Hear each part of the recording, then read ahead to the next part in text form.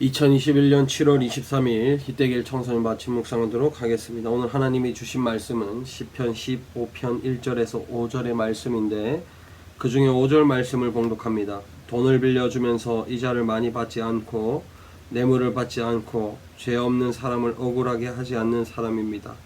이렇게 행동하는 사람은 절대로 흔들리지 않을 것입니다. 아멘.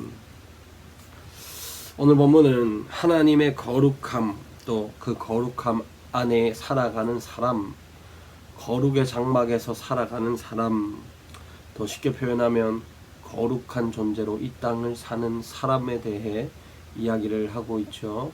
본문의 말씀을 다 읽지는 않았지만 오늘 말씀은 한 말씀이라도 빠짐없이 한번 쭉 읽어보시고 정독도 해보시면 너무나 좋을 것 같습니다. 무엇보다 하나님은 거룩한 삶을 사는 사람들의 모습을 뭐라고 말하냐면 세상 사람들과 구별된 삶을 살아야 한다라고 이야기를 하죠. 오늘 5절 말씀을 통해서도 돈을 빌려주면서 이자를 많이 받지 마라 하나님은 말씀하시죠. 참 신기하죠. 세상 사람들은 조금 더 이자 높은 곳에 예금을 하려고 합니다. 그런데 하나님은 돈을 빌려주고 이자를 많이 받지 말라고, 세상과 다른 법칙으로 살으라고 이야기를 합니다. 그러면서 뇌물을 받지 않고 죄 없는 사람을 억울하게 하지 않아야 한다 이렇게 말하는데, 세상은 어떻습니까? 세상은요, 뇌물을 받고 죄 없는 사람에게 억울하게 하는 그런 상황들을 많이 볼 수 있죠. 물론 뇌물이 아니더라도 자신의 이득과 유익에 따라 억울하게 죄를 덮어 씌우는 경우도 있습니다. 우리가 군사정부 시대 때 그런 일들이 많았겠죠.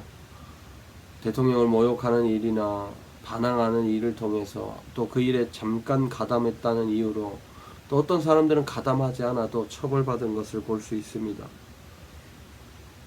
세상 사람들은 자신을 모욕하고 힘들게 하는 자들, 또 그렇게 눈에 보기 싫은 자들을 억울하게도 처벌하려고 하겠죠. 그러나 하나님은 그러지 말라고 말씀합니다. 결국에 하나님이 우리에게 이런 말씀들을 통해서 말씀하시는 이유는 무엇이냐면, 하나님의 방법은 세상과 다르다는 것이죠. 세상과 다른 방법으로 하나님 안에서 하나님이 주시는 은혜를 경험하며 사는 존재가 바로 우리라는 것입니다. 하나님은 거룩하라고 우리에게 말씀하시면서 우리의 삶이 하나님의 법칙을 고집하고 살아야 된다고 말씀하죠. 우리 친구들은 어떤가요? 여러분들은 하나님의 법을 고집하며 살아갑니까? 아니면 세상의 법을 따라갑니까? 전사님이 주일날 설교했던 것처럼 여러분들의 미래 속에 하나님이 그려져 있습니까? 아니면 그려지지 않았습니까?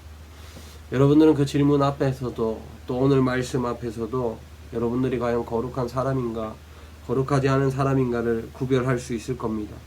그렇다면 우리가 한 번 더 다짐해야 할 것은 무엇입니까? 바로 거룩한 삶을 사는 존재로 거듭나야 한다는 것이죠.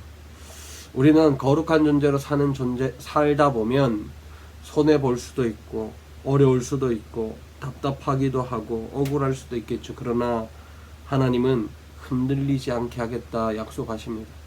세상의 법과 하나님의 법칙이 다르고 하나님의 법칙을 고집하는 자들을 위해서 하나님은 그들의 심령과 육신과 그들의 영혼이 흔들리지 않는 하나님의 은혜를 허락하시겠다 이야기합니다. 오늘 하루 하나님의 법을 고집함으로 우리는 흔들리지 않는 믿음, 특별히 거룩한 삶을 몸으로 삶으로 나타내는 우리 모두가 되기를 바랍니다. 기도하겠습니다. 하나님 감사합니다.